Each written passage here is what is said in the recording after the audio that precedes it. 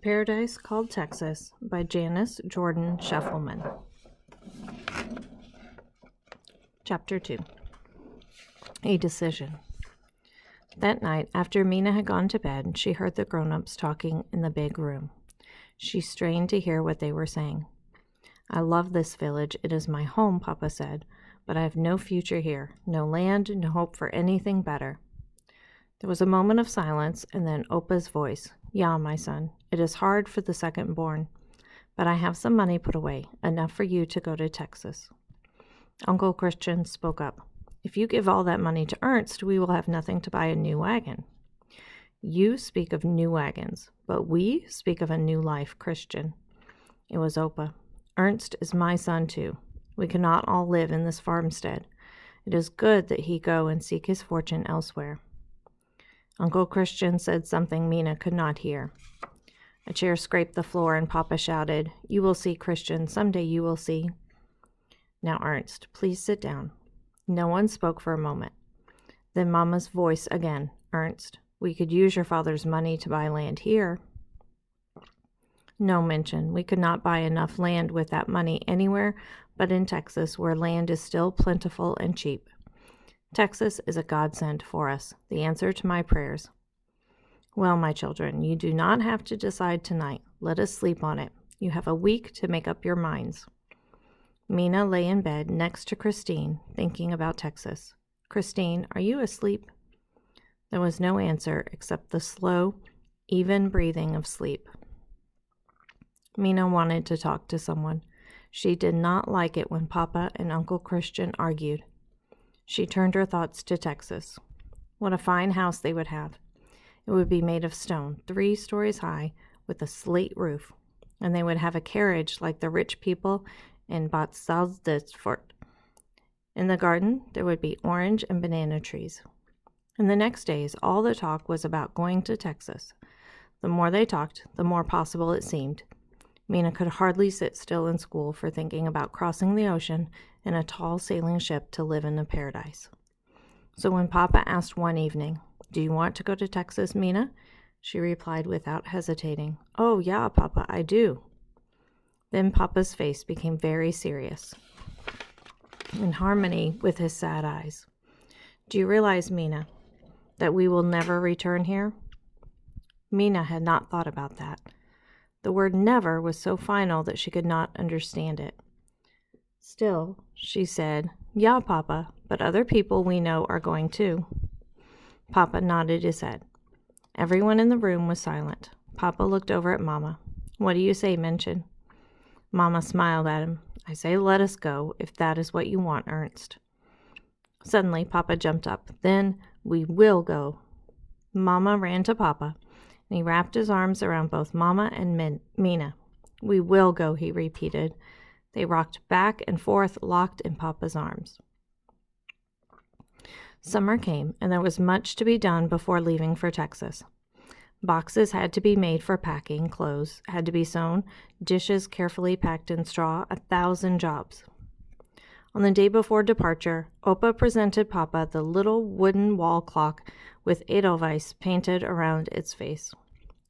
Mina's great-grandfather had brought it from the Black Forest many years ago. She loved its delicate chiming and wondered where, in what room, it would resume its ticking and chiming. At last, everything was packed into wooden boxes and loaded onto the Wagon, ready for Opa to drive them to Linden, where they would board a river boat for Bremerhaven. When morning came, Mina realized that this was the last time to awaken in the small, cozy room she shared with Christine. She looked up at the wooden canopy over the bed. Never again would she open her eyes and look at the cluster of flowers that Opa had carved there. "Mina, I am sorry you are leaving." Christine turned in the soft feather bed to face her. "This room will seem so quiet without you." Mina wished Christine had not said that. Now she was not so sure she wanted to leave. "I know, Christine."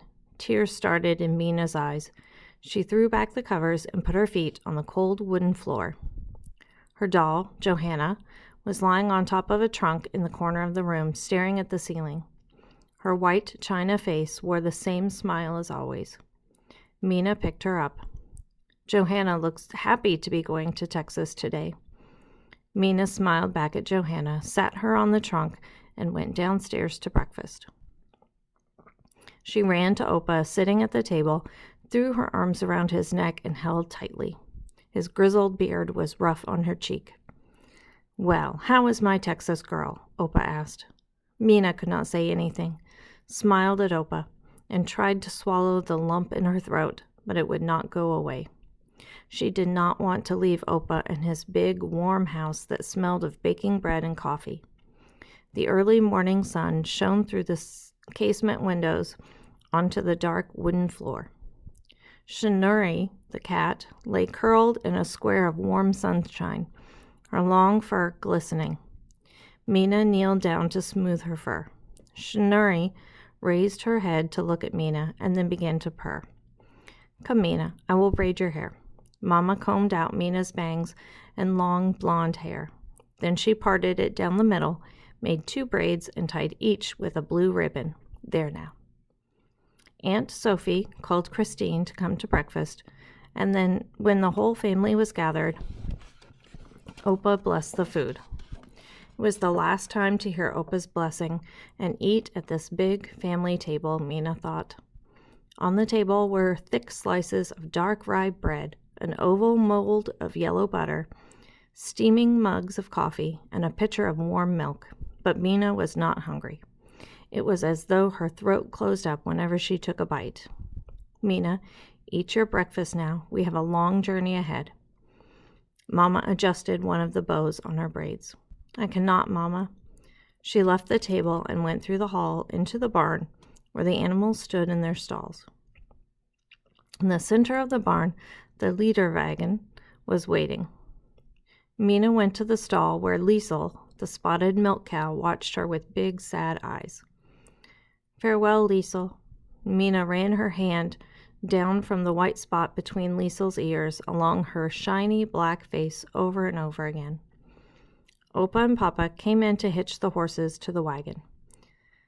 "Mina, go and get your things, and do not forget Johanna." Papa climbed into the wagon with Opa, and they drove out into the street in the front of the house. As Mina came out the front door, she saw that family and friends had gathered to bid them farewell. She ran to Auntie Fisher. "Auf Wiedersehen, Mina." Auntie Fisher wrapped her arms around Mina. Tightness gripped Mina's throat again. "Farewell, Tante." Someone touched Mina's shoulder gently. "Goodbye, Mina." It was Christine. They embraced one another. "How I shall miss you." "Oh, Christine, you've been like a sister.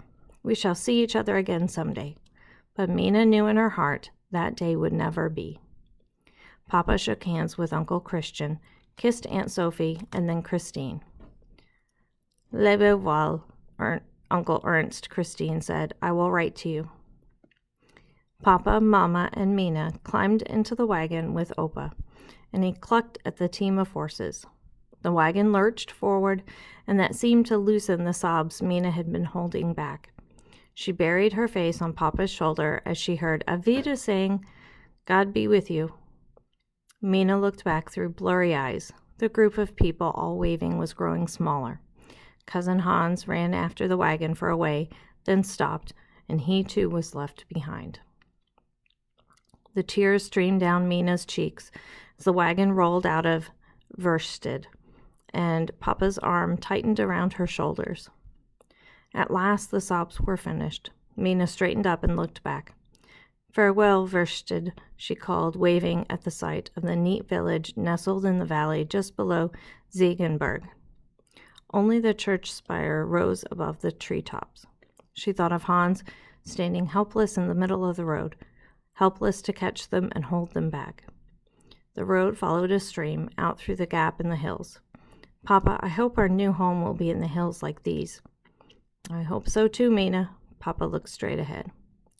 Opa was silent as he drove the wagon, and there were tears running down Mama's pale cheeks. Mina took a last look at the wooded hills. Then she turned around, flipped her braid over her shoulder, and never looked back again.